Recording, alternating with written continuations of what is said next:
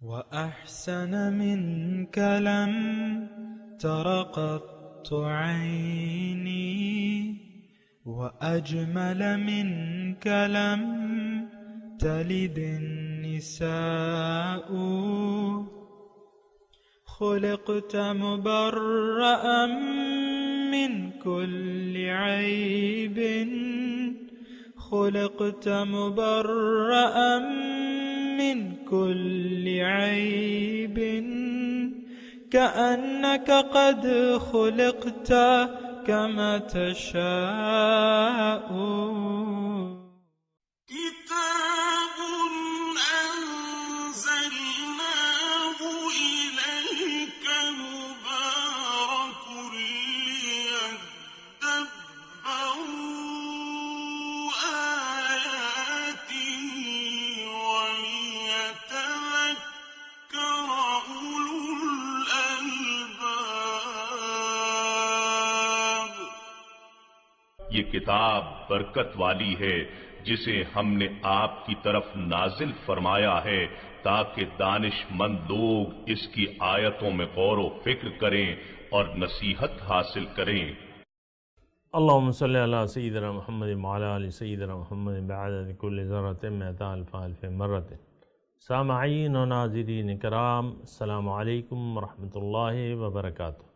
سامعین کرام، سورہ روم آیت نمبر 11 حصہ دوم. آج کا سبق موضوع: کیا ہم نے اللہ تعالیٰ سے ملاقات کی تیاری شروع کر لی ہے؟ اس کے ساتھ سامعین کرام آج کے سبق کا آغاز کرتے ہیں. سب سے پہلے گزشتہ سبق کا اعادہ ہوگا. اللہ یبدأ الخلق ثم یعیدہ ثم الیہ ترجعون. اللہ مخلوق کو پہلی بار پیدا فرماتا ہے، پھر وہی اسے دوبارہ پیدا فرمائے گا، پھر تم اسی کی طرف لوٹائے جاؤ گے. سامعین کرام، سورہ روم آیت نمبر 11 ہے. اللہ یبدأ الخلق ثم یعیدہ. اللہ تعالیٰ نے مخلوق کو ابتداءً پیدا کیا ہے، پھر اس کا اعادہ بھی کرے گا. ثم الیہ ترجعون، پھر اس کی طرف تم واپس لوٹائے جاؤ گے. یہ ایک ایسا تصور اس آیت میں ہمیں مل رہا ہے سامعین کرام، اور یقیناً حق ہے کہ اللہ کے پاس ہمیں واپس لوٹ کے جانا ہے. دیکھیں ہم یعنی آئے بھی، ہمارا جو منبع ہے وہ اللہ تعالیٰ ہے. یعنی اللہ تعالیٰ ہی نے ہمیں بھجوایا ہے آسمان سے. آسمان کی میں تشریح نہیں کر رہا، لیکن ہم آئے ہیں. یعنی ہماری تخلیق جو ہے وہ باقی مخلوقات سے تھوڑی سی مختلف ہے. یعنی زمین پہ جو بھی مخلوقات ہیں اس میں وہ چیز نہیں ہے جو کہ ہم میں موجود ہے. یہ بات نوٹ کر لیں. ہم تو آج کل کا جو سائنس ہے وہ انسان کو اعلیٰ درجے کا حیوان سمجھتی ہے. حیوان ٹھیک ہے، یعنی حیوان کا مطلب ایک زندہ چیز، لیکن بات یہ نہیں ہے. جو کافروں کا عقیدہ ہے وہ ہمارا نہیں ہے. ہمارا عقیدہ یہ ہے کہ انسان کی حقیقت جو ہے وہ روح ہے. وَنَفَخْتُ فِيهِ فَإِذَا سَوَّيْتُهُ وَنَفَخْتُ فِيهِ مِنْ رُوحِي فَقَعُوا لَهُ سَاجِدِينَ. اللہ تعالیٰ نے جب انسان کو پیدا کر رہا تھا تو فرشتوں کو سجدے کا حکم دیا، اور ان کو یہ کہا کہ جب میں انسان کے ظاہر قالب کو برابر کر لوں، اور یہ ظاہر قالب بھی یعنی اللہ تعالیٰ نے بنایا ہے، اپنی قدرت سے بنایا ہے. اس کے بارے میں الفاظ شیطان سے جب اللہ تعالیٰ نے پوچھا کہ تم نے کیوں سجدہ نہ کیا جس کو میں نے اپنے ہاتھ خلقت بیدیہ، یہ الفاظ آئے ہیں قرآن، اپنے ہاتھ سے اس کو بلائے. اور بہرحال ہر چیز کو اللہ تعالیٰ نے شکل دی ہے اور بخشی ہے شکل. لیکن میں یہ کہہ رہا تھا کہ ہمارا اور دیگر مخلوقات میں تھوڑا سا فرق ہے، بلکہ بہت زیادہ فرق ہے. ہم میں جو چیز ہے وہ تو اس کی وجہ سے تو ہم مسجود ملائکہ ٹھہرے. اور جو آیت میں آپ کو کہہ رہا تھا کہ فَإِذَا سَوَّيْتُهُ وَنَفَخْتُ فِيهِ مِن رُوحِي، اے فرشتوں جب میں اس کا ظاہر قالب برابر کر لوں اور اس میں اپنی روح پھونکوں، فَقَعُوا لَهُ سَاجِدِينَ، تو اس کے بعد تم اس کو سجدہ کرنا، وَنَفَخْتُ فِيهِ مِن رُوحِي، تو پھر تم اس کو سجدہ کرنا۔ اسی بنا ایک شاعر نے اس کو شعر کی زبان میں اس طرح کہا ہے کہ گر نبودے ذات حق اندر وجود، آب و گلہ کے ملک کر دے سجود، اگر تم میں اے انسان وہ ذات حق نہ ہوتی تو یہ آب و گل اور ملک تمہیں سجدہ کیسے کرتے؟ آب و گلہ کے ملک کر دے سجود، تو یہ ایک الگ چیز ہے سامنے کرام۔ یہ نقطۂ نورے کے نام او خودیست، اقبال کہتا ہے نا، خودی خودی خودی کو کر بلند اتنا کہ ہر تقدیر سے پہلے خدا بندے سے خود پوچھے بتا تیری رضا کیا ہے، تو خودی کا ذکر ہوا ہے اقبال کے کلام میں، تو وہ کہتے ہیں کہ یہ خودی ہے کیا؟ تو خودی کہتے ہیں کہ نقطۂ نورے کے نام او خودیست، زیر خاک ماں شرار زندگیست، یہ نور کا ایک نقطہ ہے، نقطۂ نورے کے نام او خودیست، کہ جس کو میں خودی کا نام دیتا ہوں، اور یہ میری زیر خاک ماں شرار زندگی کا ایک شرارہ ہے میری اس خاک کے اندر جو ہے۔ تو بہرحال یہ یعنی ہم اللہ تعالیٰ کی طرف سے آئے ہیں اور اللہ تعالیٰ کی طرف واپس لوٹ کر جانا ہے، ثم الیہ ترجعون، پھر اسی کی طرف تم واپس لوٹ کے جاؤ گے، اور انا للہ و انا الیہ راجعون، ہم اللہ کی طرف سے ہیں، للہ ہم اللہ کے ہیں اور اللہ کے پاس واپس لوٹ کے جانا ہے۔ تو بہرحال یہ مضمون طویل ہے، لیکن میں آپ کو یہاں یہ کہہ رہا ہوں کہ یہ ایک ایسا عقیدہ ہے واپس اللہ تعالیٰ کے پاس جانے کا جس پہ ہمیں کم از کم یقین نہیں ہے، ثم الیہ ترجعون پہ ہمیں یقین نہیں ہے۔ یہ اگر آپ محسوس کریں، اور محسوس کرنا بھی چاہیے اس کی، میں جب کہتا ہوں کہ میں ایسا کیوں کہتا ہوں، آپ اگر یہ پوچھیں کہ ہمیں اس پہ یقین نہیں ہے، ایسا میں کیوں کہتا ہوں، تو اس کے دلیل کے طور پہ اگر آپ مجھ سے دلیل پوچھیں گے تو میں آپ کو یہ کہوں گا کہ ہماری جو اس وقت حالت ہے، قومی حالت ہے، اور انفرادی حالت اور قومی حالت، ظاہر ہے معاشرہ افراد سے ہی بنتا ہے، تو وہ حالت ایسی ہے کہ ہم جو کچھ کر رہے ہیں اس میں ہمیں اللہ کے پاس واپس لوٹنے کا اور جواب دہی کے لیے ہم تیاری نہیں کر رہے، کوئی جواب تیار نہیں کر رہے۔ دیکھیں، واپس تو لوٹنا ہے اللہ تعالیٰ کی طرف، الیہ مرجعکم جمیعا، تم سب واپس لوٹ کے اللہ تعالیٰ کی طرف جاؤ گے۔ اب پھر وہاں کیا ہوگا؟ فَلَنَسْأَلَنَّ الَّذِينَ أُرْسِلَ إِلَيْهِمْ وَلَنَسْأَلَنَّ الْمُرْسَلِينَ، اللہ تعالیٰ فرماتا ہے میں ضرور پوچھوں گا جن لوگوں کی طرف رسول بھجوائے گئے، اور میں رسولوں سے بھی پوچھوں گا، یعنی واپس لوٹ کے پھر پوچھ گچھ ہوگی، پوچھ گچھ ہوگی کہ بھئی میں نے تمہیں جس مقصد کے لیے پیدا کیا تھا یا دنیا میں بھجوایا تھا، بتاؤ، حساب کتاب دو، کیا کیا تم نے؟ ان نعمتوں کا استعمال صحیح کیا کہ غلط کیا؟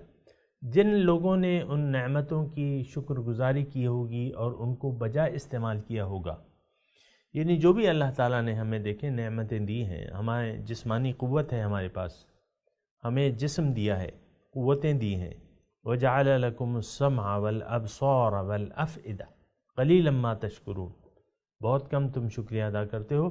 تو تمہیں سماعت دی ہے، بصارت دی ہے، اور تمہیں سوچنے کا دل دیا ہے، تمہیں اختیار ہے، یعنی دیکھیں عقل ہے ہمارے پاس، ہمیں عقل دی ہے جو دیگر، ہمارے پاس اختیار ہے جو ہمارے پاس ہے، دیگر مخلوقات کے پاس نہیں ہے، اور ہمیں قوت دی ہے، یعنی اس اختیار پر یا اس ارادے پر، ارادہ، اختیار اور سوجھ بوجھ، یہ 3 چیزیں ہیں، یہ امانت کے طور پہ انسان کو اللہ تعالیٰ نے دی ہیں جو دیگر مخلوقات کو نہیں دی۔ تو ان نعمتوں کا شکریہ ادا کرنا چاہیے، یعنی شکریہ کے کیا مطلب، ان کو بجا استعمال کرنا، عقل سے سوچنا چاہیے، ارادہ کرنا چاہیے اللہ تعالیٰ کے پاس جانے کا یا اس کی ملاقات کی تیاری کا ارادہ کرنا چاہیے، اور اللہ کے راستے پر اپنے مال و جان کو خرچ کر دینا چاہیے، یعنی اللہ کی ملاقات کی تیاری کرنی چاہیے، کیونکہ ثم الیہ ترجعون۔ میں یہ مضمون کہہ رہا تھا کہ سامعین کرام کہ ہمارا یہ عقیدہ نہیں ہے، اور میں آپ کو یہ بھی کہہ رہا تھا کہ اگر آپ مجھ سے پوچھیں کہ تم یہ بات کیسے کر رہے ہو، تو میں آپ کو یہ جواب دوں گا کہ ہمارے جو اعمال ہیں اس سے یہ ظاہر ہوتا ہے کہ ہم نے کہیں نہیں جانا، ہم نے مٹی میں مل کے مٹی ہو جانا ہے، بس ختم۔ موت موت موت ہم اس کو کہتے ہیں کہ ہم ختم ہو گئے، بس اب کوئی نہیں، میرے بعد کچھ بھی نہیں ہے، یعنی جب میں چلا گیا تو بس چلا گیا۔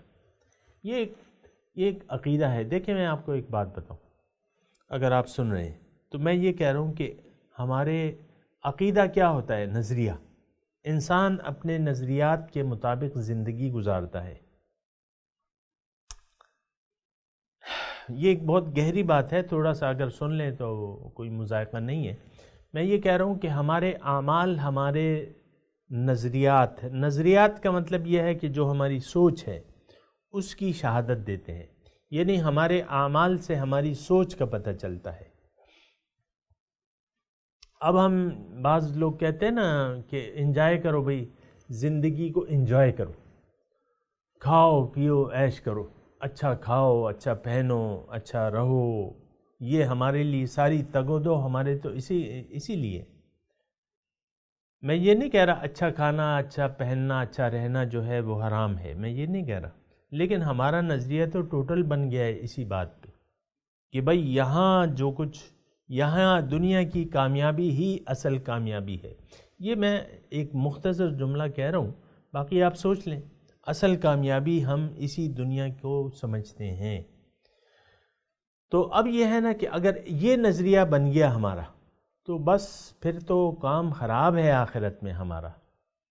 اس کی یعنی اگر یہ نظریہ، اور یقیناً یہ نظریہ بنا ہوا ہے، دنیا ہی ہے، کامیابی کی جگہ دنیا ہے۔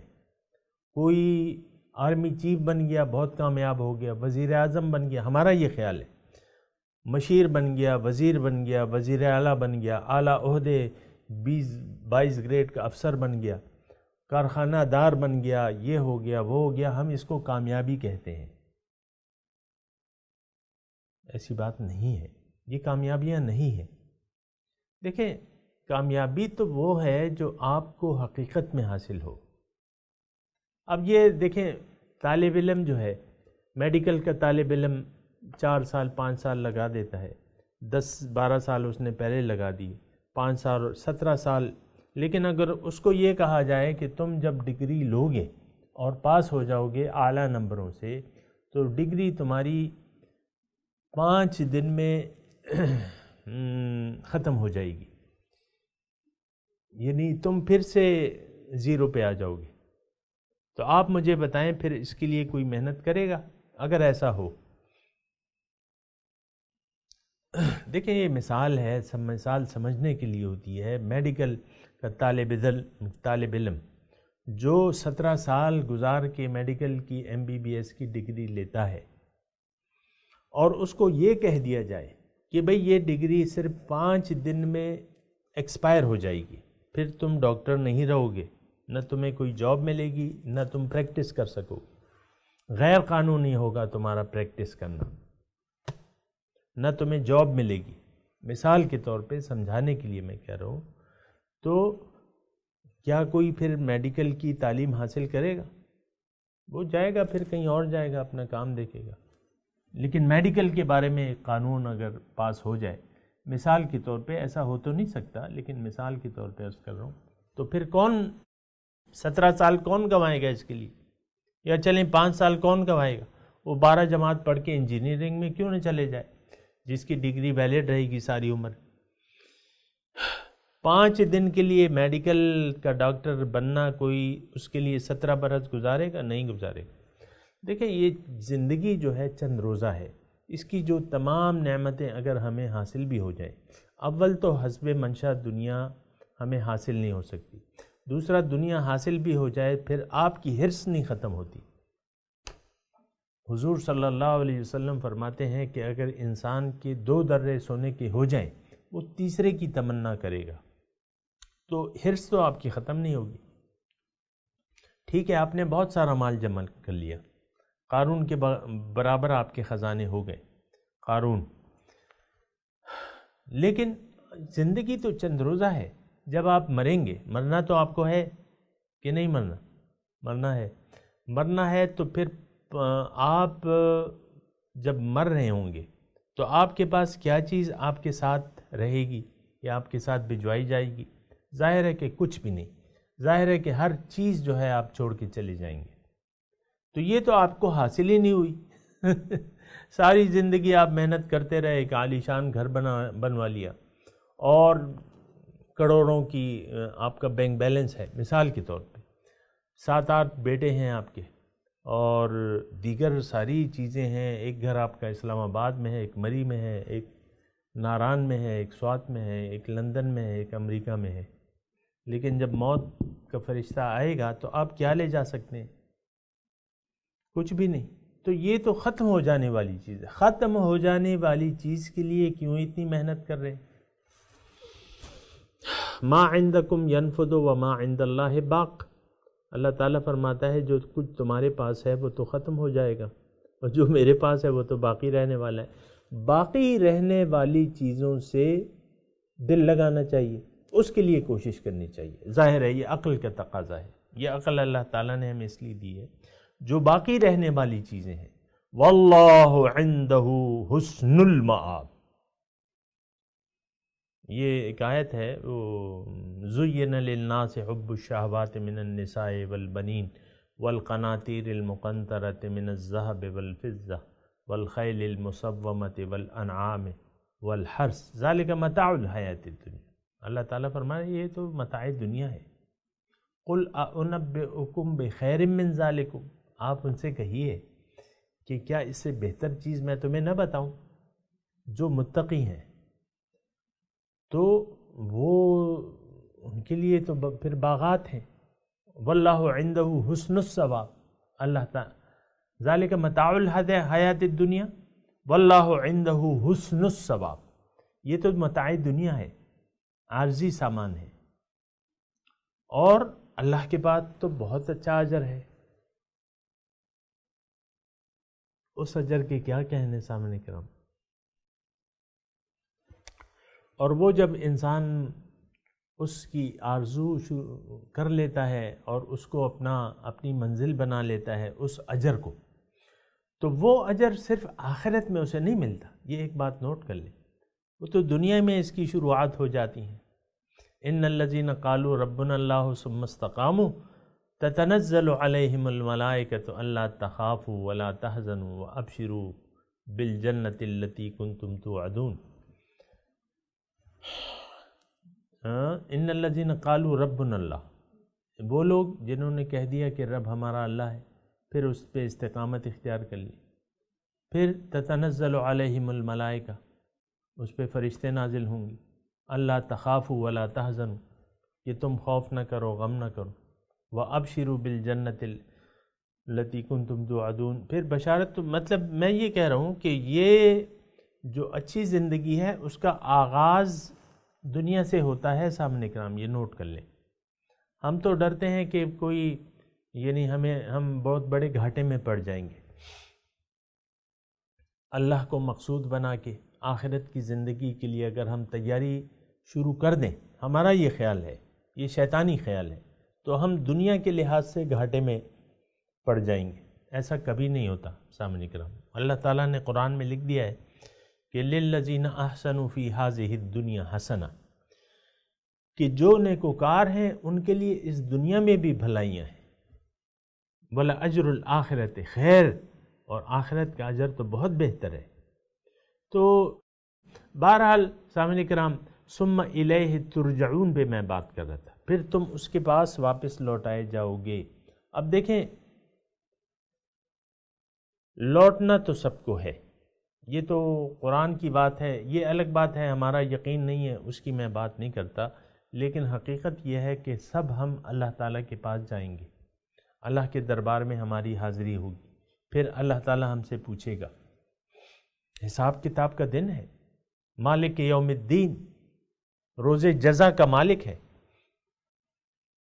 حساب کتاب تو ہوگا۔ تو جو مجرمین ہیں ان سے خاصا کڑا حساب ہوگا، ان کی حالت بھی بہت بری ہوگی، ان کا حساب بھی، وَأُولَئِكَ لَهُمْ سُوءُ الْحِسَاب کے الفاظ آئیں قرآن میں، ان کے لیے بہت برا حساب ہے، برا حساب ہوگا۔ تو یہ سوال و جواب تو ہونا ہے سامنے کا، ثُمَّ إِلَيْهِ تُرْجَعُونَ ثُمَّ يُعِيدُهُ ثُمَّ إِلَيْهِ تُرْجَعُونَ، پھر اللہ تعالیٰ تمہیں دوبارہ پیدا بھی کرے گا اور پھر تم اس کے سامنے حاضر بھی ہوگی، اس کی طرف تم واپس لوٹائے جاؤ گے۔ تو اب بات یہ ہے سامنے کرام کہ ہمیں یہاں تھوڑی سی اگر ہم سوچ سمجھ سے کام لیں اور اپنے فائدے اور نقصان کی سوچیں، یہاں دیکھیں ایک بات میں آپ کو کہہ رہا ہوں، یا ہر انسان اپنے فائدے کی سوچتا ہے،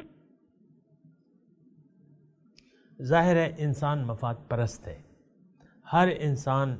اب دیکھیں بعض اولاد ہے نا، لیکن اولاد، مجھے ایسے باپ معلوم ہیں جنہوں نے اپنی اولاد کو اپنے گھر میں رہتے ہوئے ان کی ہنڈیاں الگ کر دی ہے، اولاد کی، بیٹے کی۔ ایک یعنی میں اس کا عینی شاہد ہوں کہ ایک باپ ہے، اس کا ایک اکلوتا بیٹا ہے، اور ان کا ایک کارخانہ ہے، وہ باپ کا ہے، بیٹا اس میں کچھ کر رہا ہے، ضمنی طور پہ کچھ کر رہا ہے۔ باپ نے اپنے بیٹے کو گھر میں رہتے ہوئے اس سے کہا ہے کہ بھئی کھانا پینا تم اپنا کرنا ہے، ٹھیک ہے ایک گھر میں ہم رہیں گے لیکن کھانا پینا۔ اب یہاں یہ دیکھیں یہ مفاد پرستی ہے، اولاد تو باپ کی، میں یہ نہیں کہہ رہا، اس کی تفصیل میں نہیں جا رہا کہ اس کو کرنا جائز ہے ناجائز ہے، میں جائز ناجائز کی بات نہیں کر رہا ہوں، لیکن میں کہہ رہا ہوں کہ انسان مفاد پرست ہے، وہ کہتا ہے میرا اس میں کیا فائدہ ہے، اس کام کے کرنے میں میرا کیا فائدہ ہے۔ تو یہ میں جو آپ کو بات کہہ رہا ہوں نا کہ انسان یہ صفت جو ہے یہ اللہ تعالیٰ نے اس میں رکھی ہے، تو ہم نے سوچنا ہے اپنے مفاد کے لیے۔ ہر انسان حریص ہے اور مفاد پرست ہے، یہ تو آپ کو معلوم ہے۔ یہ تو بچے جو ہیں اپنی چیزوں کو دوسروں کے ساتھ شیئر نہیں کرتے، اور بس جو اچھی اچھی ان کو چیزیں لگتی ہیں وہ کہتی ہیں یہ تو میرا ہے، یہ تو میرا ہے۔ یعنی بچوں سے آپ وہ انسان کی نفسیات کا اندازہ لگا لیں نا، انسان مفاد پرست ہے۔ میں آپ کو یہ کہہ رہا ہوں کہ اللہ کا جو کلام ہے وہ تو حق ہے، یہ تو پروف ہے، سچ ہے، سائنسی طور پہ یہ پروو ہو چکا ہے کہ یہ اس میں جو کچھ بھی ہے، بعض باتوں کو سائنس پروف کر چکی ہے، بعض باتوں پہ سائنس کام نہیں کرتی، وہ ایک الگ بات ہے، لیکن جن باتوں پہ سائنس کام کر رہی ہے یا اس میں بعض سائنسی باتیں ہیں ان کو سائنس پروف کر چکی ہے، جو آج 1450 سال پہلے اس کا تصور بھی نہیں ہو سکتا تھا۔ تو جب اللہ کا کلام ہے اور یہ حق ہے اور سچ ہے اور انسان مفاد پرست ہے، تو اب میں آپ کو یہ کہہ رہا ہوں کہ ہمیں اپنے مفاد، ہمیں دنیا میں اپنا یہ مفاد پرست بننا چاہیے، اپنا فائدہ ڈھونڈنا چاہیے، اور جو آخرت کا گھر ہے وہ اپنے لیے بہترین وہاں ایک گھر تیار کرنا چاہیے۔ یقین کرنا چاہیے کہ دوبارہ ہمیں زندہ ہونا ہے، یقین کرنا چاہیے کہ ہمیں اچھے اعمال کے صلے میں اچھا گھر ملے گا اور برے اعمال کے صلے میں ہمیں جہنم میں ڈالا جائے گا۔ اب میں مفاد پرست ہوں تو اب مجھے چاہیے، اللہ تعالیٰ نے مجھے بتا دیا ہے قرآن میں کہ متقین کے ساتھ وعدہ ہے اللہ تعالیٰ کا جنت کا، اور جو مجرم ہیں ان کو جہنم میں ڈالا جائے گا۔ اب میں مفاد پرست ہوں، آپ مفاد پرست ہیں، میں بھی اپنے آپ کو بھی مفاد پرست کہتا ہوں. یہ جو میں آپ کے ساتھ لگا ہوا ہوں یہ میری مفاد پرستی ہے. میں اپنا فائدہ چاہتا ہوں، میں اپنا بھلا چاہتا ہوں، میں اللہ کو اپنے راضی کرنا چاہتا ہوں. کیوں کہ میں مفاد پرست ہوں. آپ کے متعلق بھی مجھے یہ یقین ہے کہ آپ بھی مفاد پرست ہیں. میرا ہر ایک سننے والا مفاد پرست ہے. تو اب یہ مفاد پرستی کی جو صفت اللہ تعالیٰ نے ہمیں رکھی ہے اس کو سوچ سمجھ کے آپ استعمال کریں. دیکھیں آپ دنیا میں انویسٹمنٹ کرتے ہیں، کوئی بھی کام پہلے سوچتے ہیں کہ بھئی کیا کریں کیا کریں کیا کریں کیسے کریں. پھر اگر شراکت داری کا کسی کے ساتھ شراکت داری ہے، آپ سوچتے ہیں کہ یہ بندہ چور تو نہیں ہے، یہ جھوٹا تو نہیں ہے، یہ مجھے دغا تو نہیں دے جائے گا. نہیں، اللہ کے سارے وعدے سچے ہیں. من اصدق من اللہ حدیثا، اللہ کے سوا کس کی بات سچی ہے؟ سب سے سچی بات جو ہے اللہ تعالیٰ کی ہے. جو بھی وعدے اللہ تعالیٰ نے کیے ہیں وہ سارے سچے ہیں. دنیا میں بھی وعدے ہیں اللہ تعالیٰ کے بھلائی کے وعدے ہیں. للذین احسنوا فی ہذہ الدنیا حسنہ، جو ایمان والے ہیں، جو نیکوکار ہیں، ان کے لیے اس دنیا میں بھی بھلائی ہے. یقین کر لیں، قرآن کی بات پہ یقین کر رہے ہیں نا، ڈال لیں. شیطان اگر کہتا ہے یہ تو جہنم میں، تم اب ڈال لیں اپنے آپ کو جہنم میں ڈال ہوگا نہیں.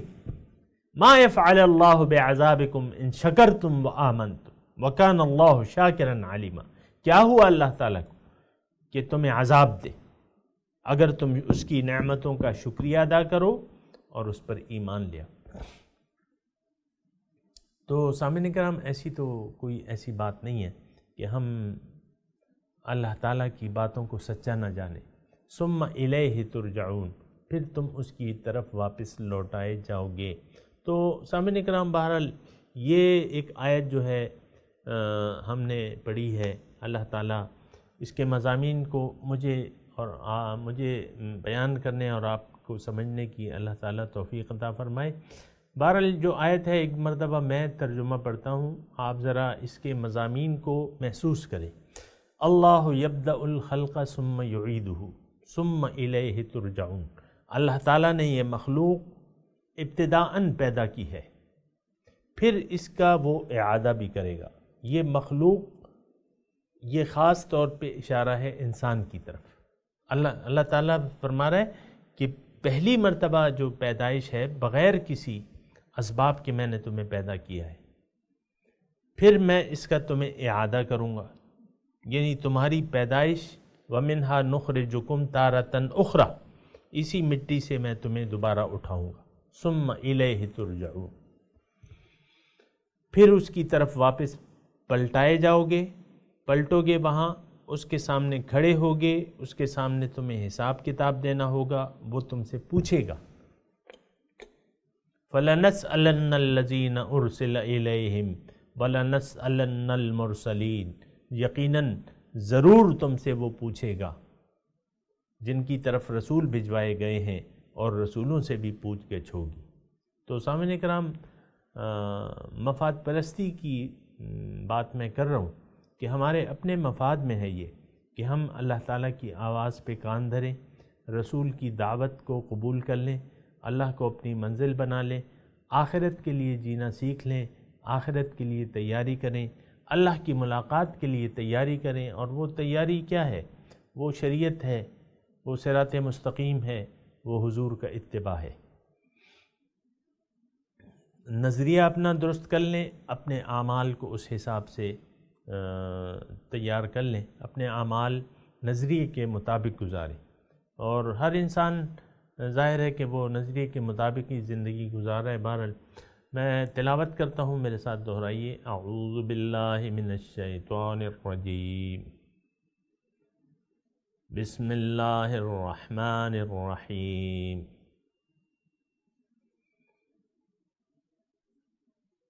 اللہ یبدأ الخلق ثم یعیدہ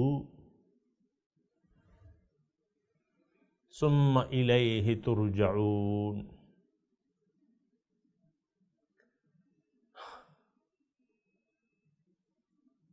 ترجمہ سنا دیں. اللہ یبدأ الخلق، اللہ تعالیٰ نے پہلی بار ابتداءً پیدا کیا ہے مخلوق کو، ثم یعیدہ، پھر وہ اس کا اعادہ کرے گا، ثم الیہ ترجعون، پھر تم اس کی طرف واپس لوٹائے جاؤ گے۔ سامعین اکرام، اب ان آیات کی تلاوت اور ترجمہ۔ اللہ یبدأ الخلق ثم یعیدہ ثم الیہ ترجعون۔ God originates creation and then repeats it, then to him you will be returned. سامعین اکرام، اس کے ساتھ ہی آج کے درس کا وقت اختتام کو پہنچا۔